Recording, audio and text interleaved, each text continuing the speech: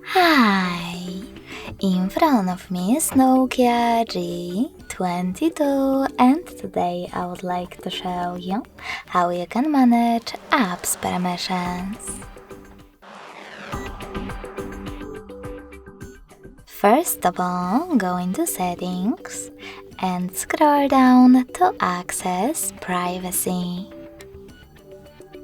Now click on Permission Manager and tap on one of your device's features, like camera. Following that, you need to choose one of your apps that you wish to manage. I will go with Chrome. Then apply the best option for you.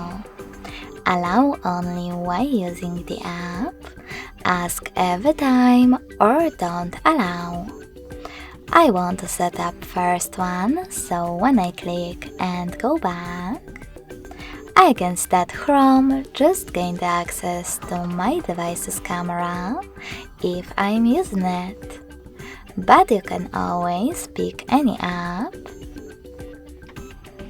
that you wish to manage and select See All Permissions at the bottom.